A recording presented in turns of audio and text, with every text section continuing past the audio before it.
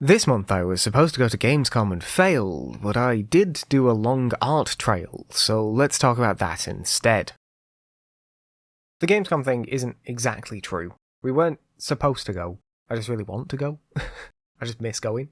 Like, we want to go every year and we just never do anymore, because it's just expensive. But I'll miss going. I would like to be able to go again. But we did do the art trail. Before that, though, we also did... Well, not before that, because it happened in the middle of it, but before I talk about that, we also went on a big hike for my wife's birthday. It's the same one we go on all the time. We went to Grisdale, we did a walk. It took us about 4 hours, something like that. And it was 8 kilometres. It's like 5 miles or something like that. I kind of like doing it, but at the same time I hate doing it. I like doing it because I like being in the forest and walking around and that. I hate doing it because it's very stressful. Because we have to plan out routes and it's just hard to get there, so we have to go with other people, and then they complain that we take too long, and it's like, well, we've come for a fucking hike, what do you think it takes? Stuff like that. And finding the stuff sometimes is really awkward. It's a forest with sculptures in it, but finding the sculptures, well, you can get a map with the sculptures on them, but the places where the sculptures are on the map is very rarely where they actually are in person. So you'll be in a general area, and then it'll just be wandering around for ages trying to find them. So, while we were there, I ended up climbing up a cliff, and we found some wolves. Not real wolves, statue wolves. That's what we were looking for, but it took us about 40 minutes to find them, and it was the last thing we were looking for, so we were both getting kind of frustrated by it at the end. And then we ended up sliding down the other side of the cliff, and while I was doing that, I got a pine needle inside my finger, which wasn't pleasant. Surprisingly, it doesn't actually hurt that much, it's just kind of annoying. I've got it out now, but what I mean is, the injury itself. It doesn't really hurt, it's just kind of there. Yeah, that was about it for that. It was fun, but it's the same thing we do all the time. So there's an art trail in Manchester at the moment, and it's called Music for the Senses, and it's done by the same people who, I think I was recording the podcast when this happened, when they did the bees. So we did the bee trail, and then they did one for windows, we did the window trail, and then there's this one, and it's a music trail, and all the pieces this time are guitars that have been most of them have been painted by artists, some of them have been donated by musicians, but yeah, they're all over the city, and there's 97 of them, so we wanted to do those. It's taken us over a month to do it, and we've still not finished. I'm actually going to go out tomorrow and finish it, hopefully. Although we have to, because it ends on Sunday. And the reason I'm saying it like this is because we have been out repeatedly to try and do this trail, and we keep not being able to do it because of the placement of some of the objects. There was one that moved from one location to another, but that was a planned move, so we knew that was happening, so that was okay. We could plan around that. There was one that was a mural that was being painted as part of the thing, so we just waited for that to be finished before we went to that one. That's fine. But there's so many of them that are inside bars or pubs or restaurants. There is one that is inside the middle of a hotel restaurant. So not only do you have to go into a restaurant, you have to go into the hotel first, walk through to their restaurant, and then go into the restaurant, into the middle of the restaurant where people are eating so you can look at one of them. 3 of them, actually. So many of them that are inside bars where they expect you if you go in to buy something, and I'm like, no, I'm here for this supposedly public art trail. There is one that is one of the ones we're going to see tomorrow, which is a printing shop that is never open. We have been about 6 times, because we've been to that, even on days when we've not been to do the trail, we've just been near it and checked, and it's never fucking open. There's one that is inside the Central Library. It's literally called Central Library. This art trail is on for 6 weeks, and that library has been closed for 4 of them because they're doing renovations to it. So they knew this was going to happen. Why did they put it in there? There was a week at the start of the trail where it was open, and there are 5 days at the end of the trail where it's open, and the entire time in the middle of this 6-week trail, it's been closed. They closed the museum so they could replace the Wi-Fi access points, and that takes them a month. Sorry, museum, library. There's one that's in a restaurant that is closed every Monday and Tuesday, and it's in a different area of the city that we've got to get transport to, and that's upstairs in their restaurant, so we have to go into their restaurant while they're serving people and walk upstairs so we can see this thing. And I'm just of the 3 that they've done in Manchester, this is easily the worst. And I think we've done a few outside of Manchester as well, and they were fine as well. It's just this one has been so bad. One of them is inside a members-only gay men's club. How the fuck are we supposed to get to that one? I say that, but they actually let us in, they were fine. There wasn't actually a problem going in and seeing that one. But there should have been, in that legally they're not supposed to let anyone in who's not a member. So why did the organisers ask to put one in there if the public is not supposed to be able to go in there? The problem here is not the gay men's club, it's the organisers putting it in there. You get what I mean? If I know that this place is legally not supposed to let the public in, why would I put public art in there? It's actually really annoyed me. because there's so many of them, and there's like a lot of the bars just wouldn't let me in anyway. Because like I still wear a mask all the time because I have lung damage from when I was younger, and I just started wearing one during COVID, and I've noticed that ever since I've just been generally less sick. And considering the lung damage I've got, I don't really want to get sick, so I just never stop wearing one. Like, I find them quite comfortable, to be honest. But these bars wouldn't let me in. It's supposed to be a fucking public art trail, but you won't let me in to see the public art. Like, we've had to, like, walk through restaurants while they've been serving people. We've had to go into bars. They wouldn't let me into the opera house, which I've been in before, so I don't know why it was a fucking problem, but they just wouldn't let me in. So there's multiple of them I've not seen. Oh, and then there's also these fucking augmented reality ones where you've got to get another separate app on your phone so you can see the augmented reality things. And there's, like, physical plaques all over the place with, like, information about the art on. But with these augmented reality ones, where the fuck are the plaques? Like, we managed to find, there's 3 of them. We found 2 of the plaques, and we ended up messaging the art people because the third one doesn't appear to have a plaque, and is the only one of 97 pieces to not have a plaque. So we're like, well, why does it not? But we still haven't had an answer. But it's just, and it's also, like, weird because when they did the bee trail, which was the other biggest one they've done of this, they're like shops. So you could buy, like, merchandise for the stuff. So, like, we've got a poster with all of the bees on it, and they've just not done anything for this one. But I don't know. Like, we're both really annoyed about it, and now it ends on the 31st, so we have to finish it. So we're going to go finish it tomorrow, hopefully. But what do we do if one of these places is closed? Especially because this repro place, the printing place, is only open on weekdays. So if they're not open tomorrow, I'm busy on Friday, we just never get to see it. It's just fucking stupid. Like, the entire thing has been so poorly organised this time. So many of them have been put inside businesses and inside locations where they just don't want you to go in. One of them's inside a college campus, and when we went in to look at the thing, they were like, well, you can't come in here. It's like, well, you got fucking public art there. What do you want me to do? Like, why did you agree to put public art inside your building if you don't want the public to look at the public art in your building? And it's also like the number of people who work at these places who don't know that it's going on. For one thing, how do you not know? Because it's where you work. Like, there is literally a fucking guitar inside your office. How can you not see that? But for another, why have these people not been told? Like, why have you not been told that someone is putting art inside your building? That doesn't make any sense to me. But just, I don't know. I want to get it finished, but, like, the awkward part of the bees were that they were spread out all over the city. So when I say that, I mean, like, they were in, like, different districts, and we had to get, like, buses and trams and trains and all sorts of stuff to all different places. These ones were all a lot more central. Outside of about 6 of them, they've all been really easy to get to. And even the ones that are hard to get to are still only, like, a single bus or a single tram. So it's not actually that big of a deal. But this one's been a lot easier to travel around to, but they've been put in such awkward locations in terms of, like, inside businesses and things that it's soured the entire experience for us. We are now not enjoying doing it. We just want to get it done. And it's not our fault we can't get it done. I think we've been and tried to do at least some of this trail every week since it started, and failed most weeks because the locations we've been to have been closed. And it's like, okay, you could say that I should look up if places are open, and I do now, but the issue is, there's 97 of them. I shouldn't have to look up for each one of them if the location I've got to go to see this piece is going to be open that day. And if they are going to be in locations that have opening and closing times, print them on the fucking map. You give out maps, and the maps have the name of the piece, the artist, and the location where it is on them. If it's got opening times, print the fucking opening times on it. Like, why did they put one in the library when they knew it was going to be closed for over half of the fucking trail? We do these, like, every time they come around, and like I say, this is easily the worst.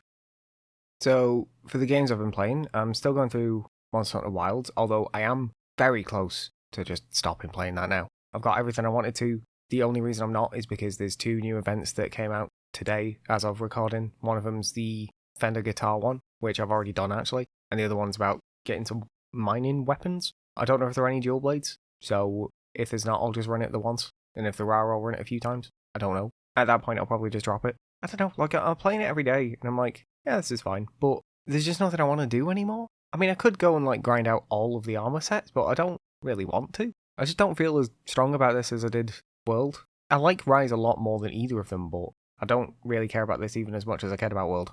I don't know, there's just something about it just doesn't really grab me. I'll drop back in when the 14 crossover event happens, because, obviously. But yeah, I'll probably stop playing for a bit. Playing through 14, the new content was good. 7.3 was really good. I don't know, I just think it wrapped up the story really well. I wish there was more Wukla in it, but that's just kind of like a natural thing. I really should record these podcasts I record them in chunks, but I should record my thoughts a lot sooner to finishing games, because then it's not like weeks of time between me thinking of something and talking about it. I feel like it's a step up from all the rest. Although, I mean, I like all the rest anyway, but I feel like a lot of people have said the production seems a lot better this time. It's weird, because I've got no, like, particularly strong feelings about it, but that's just because I liked everything. It's hard for me to point out individual things I liked, because I liked all of it. I played a lot of Uma Musume Pretty Derby. I'm still playing it, but literally all I do is turn the game on and get my the login reward, and then maybe do some of the legend races, and then turn the game off, because I just don't really care. I'm more doing it at the moment just because it's something to do at night, more than because I'm actually interested in it. If I found something else to replace it with, I'd just do that instead. I touch it for like maybe 5-10 minutes, and that's about it. I just don't get it. It just doesn't really appeal to me. Like, I mean, I've played other gachas before, and never have they particularly grabbed me. The only one I actually liked was Nikkei. And I started playing this because I didn't want to go back to Nikkei after such a long break. Because I started playing Nikkei very soon after it came out, and then played it until I missed one of the events, and I got so annoyed that I'd missed an event, I just stopped playing the game on entirely. I haven't played it since. So there's loads of like events and stuff that's happened that I'm never going to see. That's the only reason why I started playing Uma Musume rather than Nikkei again, and it just doesn't interest me anywhere near as much. I put like 82 hours into Power Wash Simulator. I'm not sure how much I actually like it. I've put a lot of time into it, and I kind of like washing the stuff. But at the same time, I actually found the game incredibly frustrating. Like, I was just doing a level before, and it had me cleaning a floor, but I get the floor like 99% clean, and then it tells me it's still dirty, and there's like 1% of dirt, and I can't find it anywhere. So the solution to that is just walk around the floor spraying everything and hope it disappears. Because like there's times when it's such a big surface like that, you can't see the entire thing in one go. So like you'll do the thing to flash up where the dirt is, but that only lasts like 5 seconds. And then that's at like the maximum. And it isn't fun. Like it gets to be a real slog when it's bits like that. Sometimes you'll spray something and it looks like it's still filthy, but it'll finish and say it's clean. And then there's other times when something will be like spotless, but it'll say it's still dirty. And I can't find the dirt. And it's like, well, what do I do? I feel like it could be just a bit more forgiving. And there's some stuff where it's just the angles you've got to get at to spray stuff is so awkward.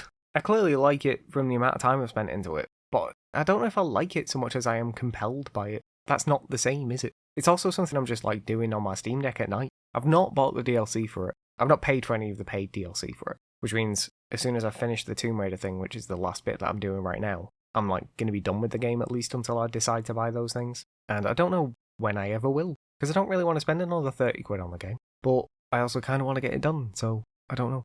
I played Tiny Terry's Turbo Trip, and that was a really good game. It reminded me a lot of Little Kitty Big City, which I also liked, but I think I like this more. It gets to be a bit grindy at the end, but even then it wasn't that problematic. It wasn't that annoying, because just like right near the end you have to run around and find, what was it? I was looking for money at that point. I think I was looking for money. I can't remember what it was, but there was something I wanted to buy. It was like one of the last things I needed to buy, and like I had to run around the entire map and just destroy things for like half an hour because I had needed $700, and it just took forever to find all of it. But even then, it didn't actually bother me all that much, and I played through the entire game in 2 days. It was just a really fun game. It was really fun. It was very weird, and depending on how you look at it, it's either just an incredibly weird game or a story about disabilities. Because there's a line in it about how he thinks either him or his dad have got dyslexia, and the story is about how like Terry's supposed to be at a summer school because he does really badly in school, and then like when you wander around places, the words that are on signs and stuff will like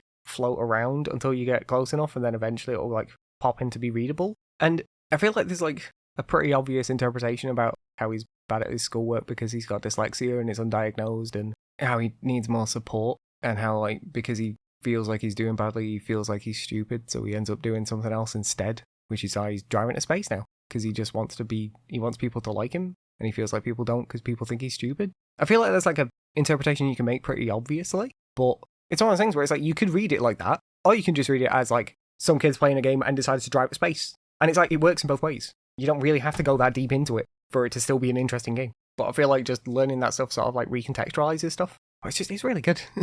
I think it's just really good. But then I also finally finished Death Stranding 2, and I really like it. I'm just not sure if I like it as much as the first game. There's less friction to playing it, and it ends up feeling like a much more samey experience because of it to me. Like in the first game, you unlock trikes 10 some hours in, and you unlock trucks like 30 or 40 hours in. So a lot of the game is forcing you to walk around places and like learn how to use your tools to get there and stuff. Whereas in this game, you unlock trikes in the tutorial, and there's even trucks you can steal in the tutorial. And then you unlock trucks properly after like the first major delivery in the next area, in the main area. And from that point onwards, the game just became drive a truck everywhere for me. And like, I still enjoyed that. I still had fun. But at the same time, it became, every challenge was just, well, how do I drive my truck there? I feel like a lot of the more interesting stuff in the first game was about like overcoming problems. And in this game, I was given a solution so close to the start that worked for practically everything. I just didn't see the point in trying anything else.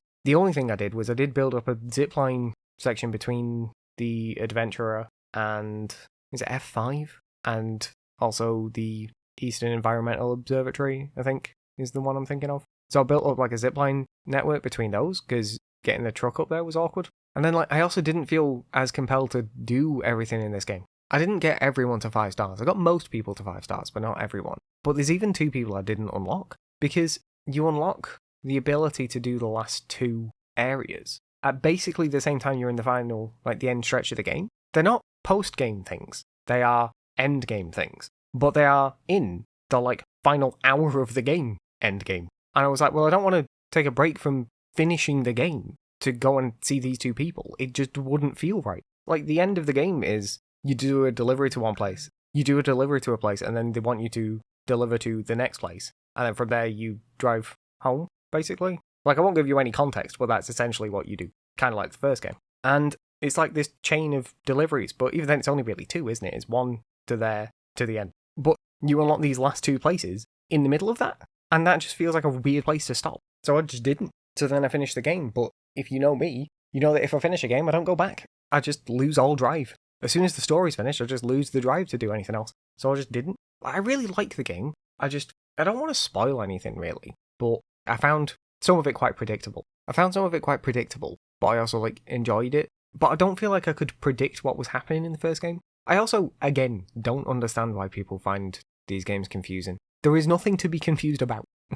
Like, the game explicitly tells you everything that's going on. The issue with it is that the first game is unlike anything else I've played. And then Death Stranding 2 is just like Death Stranding 1. So it doesn't have that to carry it. So what it ends up being is a very good game. But what it isn't is unlike anything else I've ever played. It is not special, it's just very good. It's like the Dark Souls 2 thing. Like, Dark Souls 2 is a very good game, but it's not as good as Dark Souls. I still really liked it, and I think I gave them both the same score, because I like them both in different ways. But with this game, it was, I got a truck so quickly that I didn't have to care about anything else. And I got a tranquilizing sniper rifle very quickly. So from that point onwards, I was just sniping every enemy I came across. I think, honestly, the biggest problem I had was storing materials. That was, like, the most friction I had with the game was in storing all of the materials I kept stealing. As for the channels, all my videos are going to carry on as normal. I'm still in the middle of Kurohyou, although that is actually going to end pretty soon because it's quite a short game. I think it only took me about 24 hours because I have finished it now. So that's going to end halfway through September. I feel a bit weird about it because I was playing it on easy. Honestly, I don't care about playing games on easy or normal or hard or whatever. I just play them on whatever I play them on. Generally, I do the Yakuza games on normal, but because Kurohyou is, like, the combat's very different, it's more like a fighting game than a normal Yakuza where you just sort of, like, hit buttons. You know what I mean? Like, there's, like, actual motions and stuff you have to do. I'm not very good at fighting games, and it's also one of those games where you can't change the difficulty after you've started. So I didn't want to get to a point where, like, I found the combat really difficult, and the problem was my skill, not the game, essentially. And then the solution to that, because I'm going to finish the game, is either replay everything on easy up to where I was on then and then carry on, or the other solution was just play on easy from the start.